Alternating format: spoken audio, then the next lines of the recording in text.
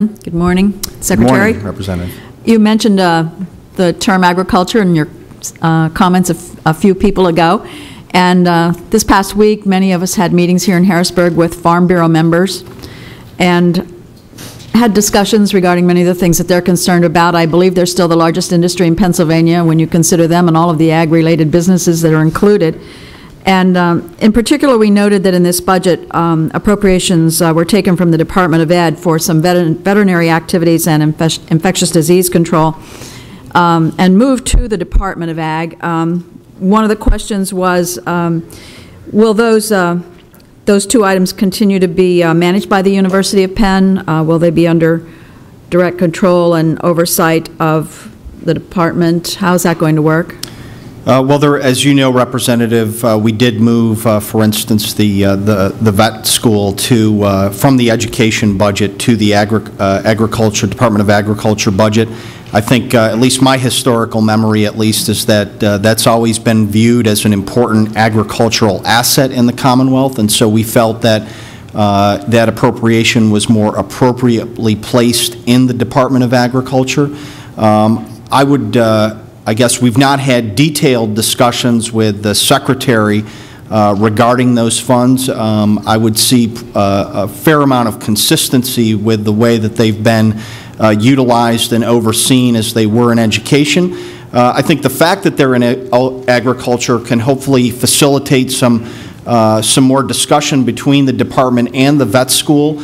Perhaps there's some greater synergies we might be able to explore given that move, but I think that that's to be determined, and that'll be something that we'll be working with both the vet school and as I said, the Secretary in the months to come, assuming that the General Assembly adopts our proposal to make that move.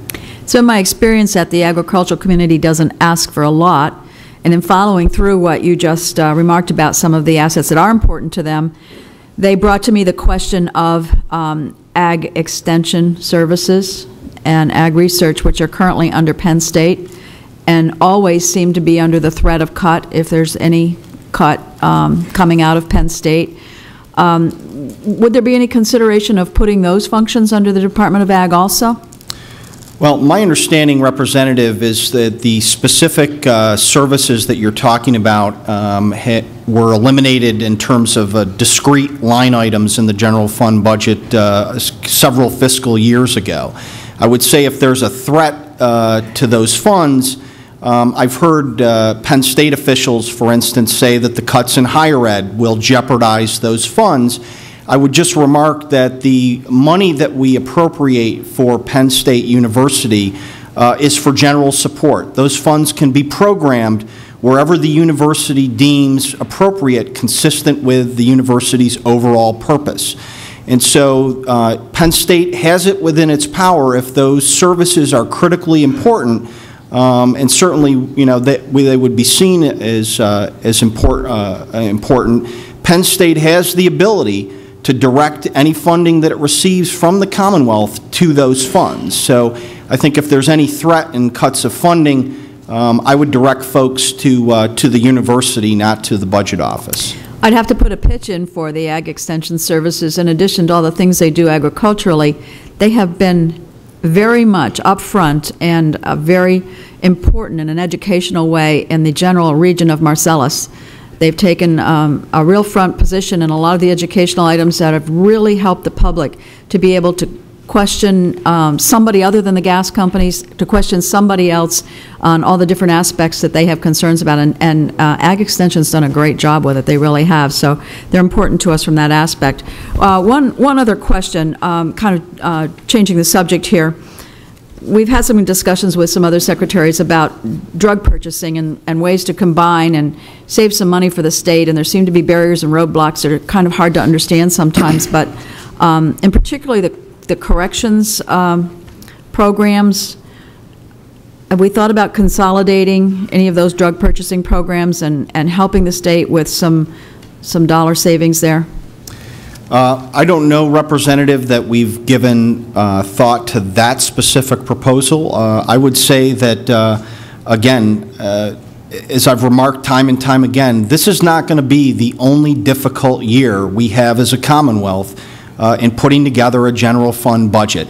We're going to have stresses and strains going forward, and I think anywhere that we can look for savings, particularly in the corrections budget, we'd be very eager to do that. So I'd love to take your suggestion and double back with Secretary Wetzel and see if that's something that we can't do, and if more likely in next year's budget, but certainly I think that's something that we ought to take a look at. And as you mentioned, it may not be the only difficult year, and I did detect a flavor throughout Governor Corbett's budget presentation that he really was looking for job growth as the way to get us out of some of the depths that we're in. Is that your general feeling with the theme of this budget, that we really are looking to create jobs and not have such a painful unemployment number in Pennsylvania? That's exactly it, Representative. Jobs, economic growth, job growth is priority one, and everything that we can do to encourage economic development and job creation in the Commonwealth, that is the Governor's top priority, and we're going to be focused on that. The best way to get out of the fiscal challenges that we face is through economic growth, through job creation, and we absolutely have to be focused on that. Thank you, and thank you, Mr. Chairman.